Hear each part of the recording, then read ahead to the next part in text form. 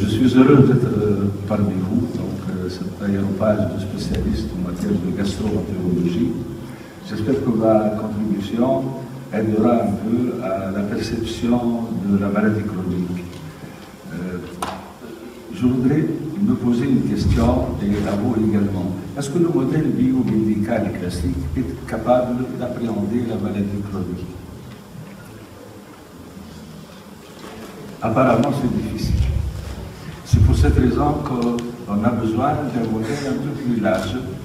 Et le modèle d'appréhension du malade chronique en général, on appelle le modèle trifocal, et il se compose de 3 éléments. Le premier élément, c'est ce qu'on appelle le disease, c'est-à-dire la maladie telle qu'elle est décrite dans la littérature et telle que vous la connaissez très bien. Mais cet aspect-là n'est pas suffisant pour appréhender la maladie chronique. On aurait besoin d'un deuxième aspect qui s'appelle le illness. Et le illness, c'est la manière dont le malade vit sa maladie et perçoit sa maladie. Mais souvent, le malade n'a pas droit au chapitre, hélas. Mais ça serait intéressant de focaliser sur ce deuxième aspect qui est le illness, c'est la perception, la prévention de la maladie et du traitement en général par le patient. Le troisième élément, c'est ce qu'on appelle le sickness. Et le sickness, c'est la façon dont l'entourage immédiat et la société en général vit la maladie de l'autre. On se pose la question pourquoi? Parce que finalement, cet entourage représente ce qu'on appelle les aidants naturels. Vous êtes les aidants professionnels. Les psychologues sont les aidants professionnels. Mais à la maison, il y a les aidants naturels qui doivent rentrer dans le contexte de la prise en charge parce que si l'aide familiale est compromise, le malade a très peu de chances de s'en sortir. Voilà, donc la nouvelle vision serait le disease, le illness et le sickness. 3 façons de voir, c'est le modèle trifocal. Maintenant, cette prise en charge devrait aboutir à créer 2 choses chez le malade. Le premier élément, c'est ce qu'on appelle le développement des compétences d'auto-soin, le self-care. C'est-à-dire que le malade doit être capable de se prendre en charge, gérer sa douleur, gérer sa diarrhée, gérer parfois des irritations, gérer gérer les consultations, gérer les examens de laboratoire. Et il a besoin donc de gérer les contrôles, gérer sa vie. Troisièmement, il doit être capable d'animer une séance en groupe. Ça, c'est intéressant de travailler avec les malades en groupe, parce qu'ils peuvent être très solidaires et s'échanger énormément d'informations. Ou bien, dans un colloque singulier avec le malade, dans un entretien éducatif. Quatrièmement, être capable d'évaluer les actions éducatives et éventuellement faire un réajustement en cas de besoin. Voilà à peu près les compétences que doit développer le médecin. Maintenant, nous allons voir, en raison du temps imparti, nous allons voir uniquement la première partie, le diagnostic éducatif partagé, comment l'élaborer. D'abord, quand vous faites l'entretien avec le malade, la première chose que vous allez chercher, c'est ce qu'on appelle le locus de contrôle. En fait, c'est une idée un peu à la mode chez les psychologues. On parle actuellement de locus de contrôle, le lieu de contrôle de l'environnement, de ce qui nous entoure, de ce qui nous arrive. Est-ce qu'il est interne ou il est externe? Je m'explique. On parle actuellement de locus externe. Vous demandez à un malade diabétique, qu'est-ce qui est arrivé, qu'est-ce que vous avez comme maladie? Il dit, c'est simple, j'ai eu des problèmes avec ma femme et c'est comme ça que j'ai eu une hyperglycémie. J'ai eu des problèmes avec mon patron, on s'est énervé un peu et voilà, donc je ne suis pas diabétique, c'est tout simplement une glycémie. Alors, c'est ce qu'on appelle un locus externe. Ce qui arrive au malade est tributaire d'autres personnes, d'autres événements, est tributaire de l'environnement. Par contre, si le malade vous dit, oui, effectivement, j'ai les cellules bêta, des cellules de l'ambulance qui ne fonctionnent pas bien. C'est ce qu'on appelle le locus interne. Donc, la première chose que vous allez essayer de comprendre, c'est l'éducation thérapeutique du patient. Donc, ça, c'est la première étape. Deuxième étape pour un malade chronique, c'est très important de le situer sur le modèle qu'on appelle le modèle du deuil, que vous connaissez. Alors, il y a deux types de deuil. Il y a ce qu'on appelle le deuil par anticipation. Un malade qui va faire une stomie en psychologie, qui s'appelle le modèle de Kubler-Ross. Le modèle de Kubler-Ross, généralement, commence à l'annonce de la maladie. Et à l'annonce de la maladie, le malade va rentrer dans un état de choc. C'est un choc émotionnel, ce n'est pas le choc hydrodynamique. On dirait que le malade s'entoure d'une gangue émotionnelle pour ne pas entendre ce que le médecin est en train de dire. On ne peut pas véhiculer des messages éducatifs à ce stade, puisqu'il y a ce qu'on appelle des bouchons émotionnels, le malade n'est pas en train de les écouter. Ça va dépendre de la qualité de l'annonce de la maladie.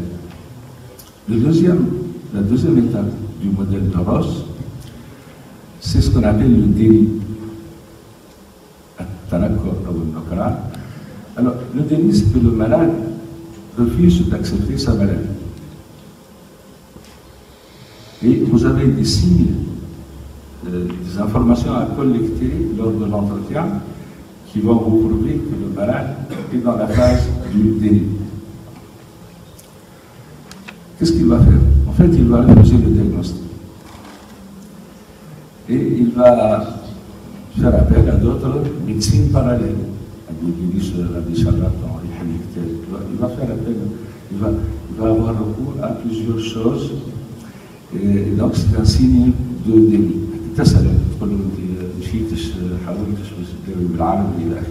Vous allez retrouver un peu, en fonction des réponses du patient, qu'effectivement le malade est au stade du déni. Ce stade peut durer relativement longtemps, en fonction de la qualité de la prise en charge initiale. Donc, choc, état de déni. Et après, le malade va rentrer dans une troisième phase très importante.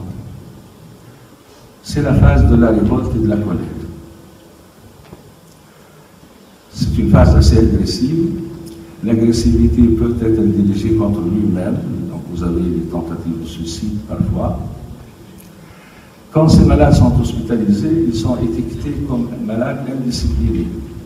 Le personnel s'en plaint, les médecins s'en plaignent, souvent ils sortent contre l'avis médical. Pourquoi? Parce qu'ils dirigent leur colère et leur agressivité, soit envers eux-mêmes, soit envers les autres. Et parfois les diriger vers la famille. Donc c'est une étape. Regardez bien ce qui se passe, c'est que le malade est en train de se sauver. Maintenant, dans l'acceptation, même si le malade dit oui, effectivement, j'accepte, il y a deux types d'acceptation. Il y a ce qu'on appelle l'acceptation-résignation. Dans l'acceptation-résignation, le malade accepte certainement, mais il est totalement démissionnaire par rapport à sa maladie. Il sera totalement, c'est sa femme qui va lui apporter le médicament à prendre, il ne va jamais prendre l'initiative de le prendre tout seul. Et donc, c'est une résignation totale, une dépendance par rapport aux autres. Ce genre de malade, vous allez le comptabiliser parmi les non-observants, généralement. Parce qu'à un moment donné, l'énergie de la famille va s'épuiser au niveau de la prise en charge. Et ce malade n'a pas ce qu'on appelle la résilience. La résilience, c'est un terme récent qui veut dire la façon de faire face aux problèmes, la façon de faire face aux situations difficiles. C'est l'équivalent du coping dans le stress. Et le deuxième type d'acceptation, c'est ce qu'on appelle l'acceptation éclairée. C'est-à-dire que la qualité de la prise en charge médicale est telle que le malade connaît le tenant et les aboutissants. Il sait ce qui va se passer. Il sait qu'il aura des crises douloureuses. Il sait qu'il aura des diarrhées, qu'il aura du mal à gérer ces diarrhées. Ce sont des choses qu'il connaît. Et probablement, il est capable, avec la compétence d'auto-soin, d'apporter une réponse. Avec les compétences d'adaptation, il est capable d'apporter également une réponse. Vous voyez que ce serait bien d'avoir un consentement éclairé. C'est vraiment l'apothéose dans la prise en charge médicale. Donc, on a vu deux éléments. Travailler sur le locus. Deuxièmement, situer son malade sur ce modèle de Kubler-Ross. Mon malade, la personne qui est en face de moi, elle en est où sur le modèle? Est-ce qu'elle est dans l'anxiété? Est-ce qu'elle est dans la phase dépressive? Est-ce qu'elle est dans le machin d'âge? Et c'est en fonction de ce positionnement que le médecin va accorder son violon par rapport à la prise en charge. Le troisième point, c'est ce que j'ai appelé le modèle SVTA. Ça, c'est très important. Alors, S pour savoir, V pour vouloir, P pour pouvoir et A pour attendre. Alors, regardez, ça c'est un modèle intéressant. Je vous pose la question, est-ce que mon malade sait? S'il ne sait pas, j'ai des informations à donner. Il peut avoir des informations désuètes qui sont complètement dépassées. Il peut actuellement être surinformé, parce qu'avec Internet, la plupart des malades cherchent, ils sont surinformés, ça ne veut pas dire que c'est positif, ça peut être très nuisible. Quand tu le cabinet, le docteur va aller donc, que sait-il? Que veut-il? Est-ce que réellement il veut se prendre en charge? Qu'est-ce qu'il est capable de faire? Et qu'est-ce qu'il attend de moi? Qu'est-ce qu'il attend du traitement? Ce sont les attentes. S, V, P, A. Alors vous avez de sacrées combinaisons. Le malade peut savoir, peut vouloir, mais il ne peut pas. Parce qu'il n'a pas la force, parce qu'il est asthénique. Vous savez que l'asthénie dans les liquides est importante. Le malade peut vouloir, peut pouvoir, mais il n'a pas le savoir. C'est à vous de lui communiquer, c'est à vous de lui communiquer le savoir. Donc voilà, à peu près, pour ne pas dépasser le temps imparti, vous avez dans le diagnostic éducatif partagé, quand on dit partagé, c'est avec le patient, il y a 3 éléments importants. Je travaille sur le locus, je situe mon malade, je relocalise au cas de besoin. Je travaille sur le modèle de Koblenz, je situe un peu son profil de deuil, j'essaie d'agir en conséquence. Je pose les questions nécessaires sur le savoir, le vouloir et le pouvoir, et sur ses attentes par rapport au traitement, par rapport donc, à la prise en charge médicale. Je vous remercie, je m'excuse, j'étais un peu long, je vous remercie de votre attention.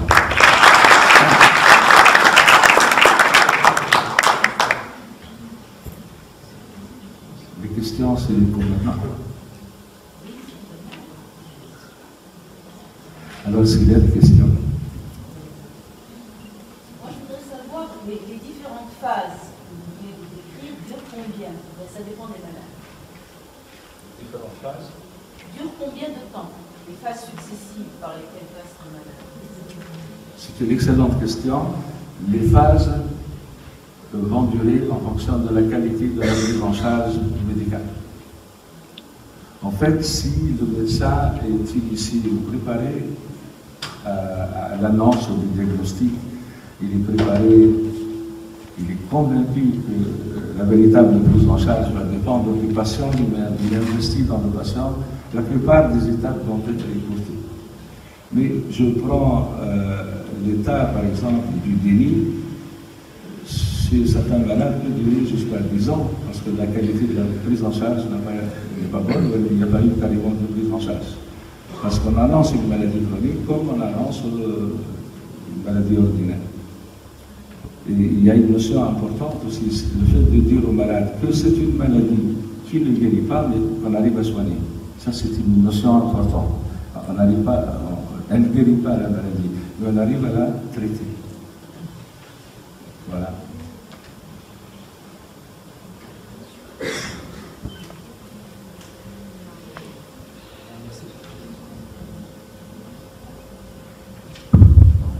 Merci beaucoup, c'est très intéressant. L'éducation thérapeutique, quand on est médecin, on espère être capable de la faire, c'est parfois pas toujours facile. Donc, il y a des programmes qui se mettent en place, notamment dans les spécialités, on commence un peu en gastro. Est-ce que vous pouvez nous parler de l'intérêt d'associer d'autres soignants que le médecin? Le problème, c'est que quand on est seul en consultation, on n'a pas le temps de le faire.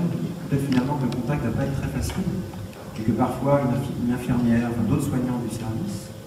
Donc, est-ce qu'on doit réfléchir à monter des équipes d'éducateurs, justement, dans les services, de façon à mieux faire ce travail? Oui, je pense que vous avez attiré mon attention sur un élément que j'ai éliminé volontairement, parce que, en fait, on a très peu de temps pour aborder l'éducation thérapeutique. En fait, l'éducation thérapeutique, c'est une prise en charge multidisciplinaire.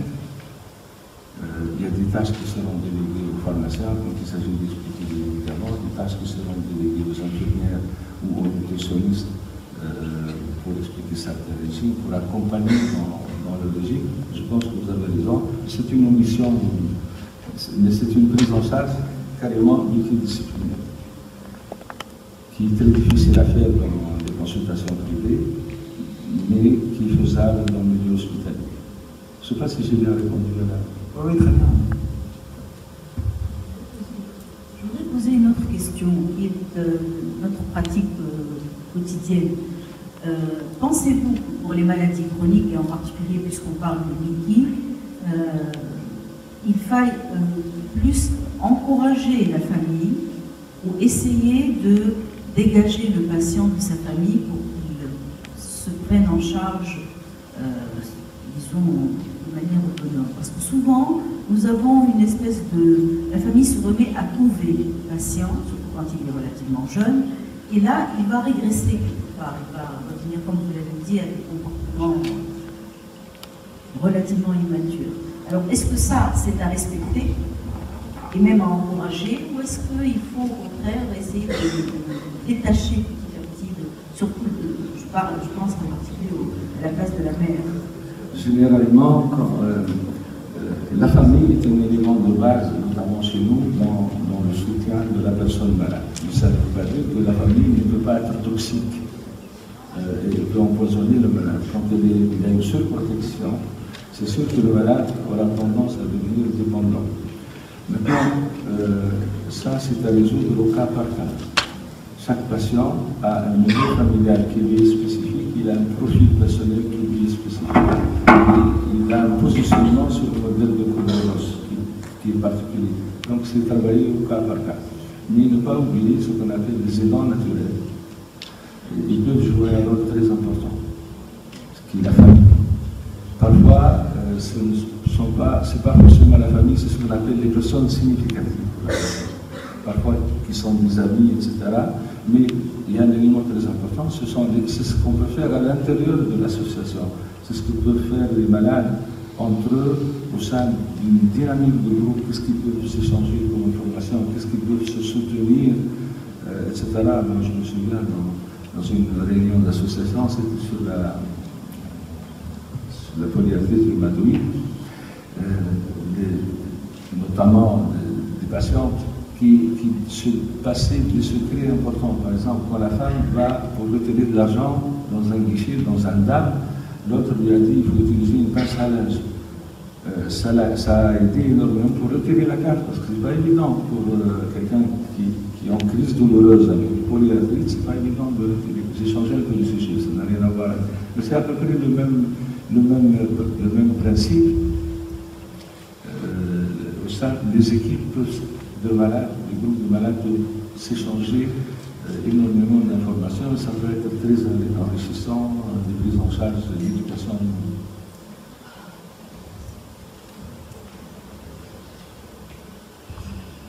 Toujours dans le cadre de l'éducation thérapeutique, comme souvent nous avons aussi affaire à des malades graves ou chroniques qui nécessitent une hospitalisation, qui dans la maladie connaît des événements et des virages des fois très importants. Dans l'équipe soignante, on trouvera que la prise en charge psychologique par un psychologue est des fois importante et même obligatoire. Moi, je suis entièrement d'accord avec vous que quand on peut se payer le luxe d'avoir un psychologue au sein d'une structure hospitalière, ça serait intéressant. Maintenant, vous savez, actuellement, au niveau de la formation, l'éducation thérapeutique, actuellement, c'est un master de 2 ans. Donc, on ne peut pas le faire aussi facilement. Il y a une formation, un master de 2 ans pour l'éducation thérapeutique. Il y a aussi un autre master.